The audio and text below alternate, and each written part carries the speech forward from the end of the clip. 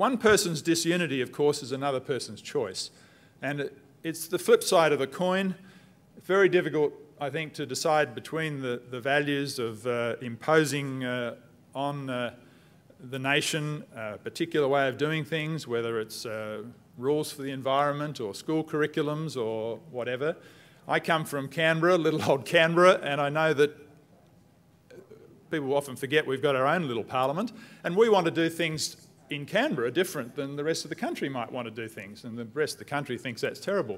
And if you're from the Northern Territory or if you're from Tasmania, you might feel that if there's going to be uniformity right across the country, that the smaller states, and remember federation was partly a debate about protecting the smaller regions from the larger regions, is there a danger perhaps that if we have a single government, even if we have larger regional governments and beef up local government, that really it'll be the people in Victoria and New South Wales with those big numbers who impose, you know, when kids should start school and how many years of school there should be and what the curriculum should be, and little old people in smaller places, more peripheral places around the country, will they have the choice to do what they want to do? It's a difficult question, I think.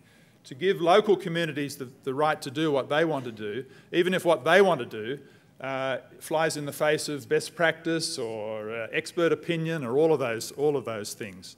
They still might want to do what they want to do. They might want to homeschool all their children rather than have a school curriculum at all. Are we going to allow them to do that? Because as someone said yesterday, it was a good point, it is difficult when a family moves into a community that's doing things a different way, but there still is a question there. The third theme, I think, which comes through a lot of them, and Anthony and Martin have already, is reflect on the current examples that are existing within Australia, which is partly because we've got choice and we've different sorts of governments, or around the world.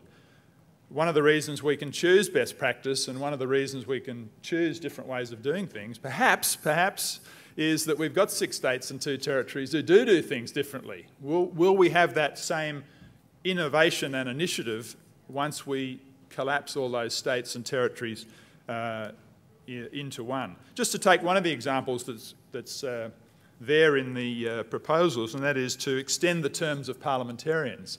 That's a wonderful expression of trust in the parliamentarians, and it's based perhaps on the feeling that if we only give them more time, if we only prevent the worry about being re-elected, that they'll do better jobs. Well, if you come from New South Wales, of course, and this is not to make a critical comment, some people, they do have 4-year terms, and people are saying, well, perhaps I wish they only had a 2-year term, and then we could have an election.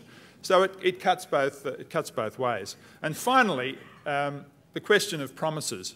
And I say in the little note that there are certainly different types of promises, and I'm all in favour of keeping politicians accountable for their promises, but there are some sorts of promises, or people often stand on their track record and say, look, I'm a good person, you know me in your community, I'm not going to make any promises, I'm just going to do the best I can when I get in there. What do you do with that sort of person? Or what do you do for the sort of people who say, you know, I have a vision for the future, I don't have any practical problems.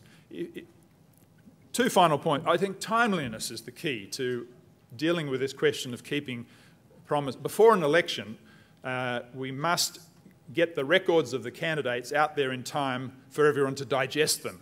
Unfortunately, that probably eliminates election campaigns because we want a month or 6 weeks at least, surely, don't we, to examine the records and promises of those who are standing for Parliament. And yet, what can you do in the last 6 weeks if you can't introduce new ideas, which the community then won't have a chance to properly digest? Bit of a conundrum there, which I think needs to be thought about in this issue.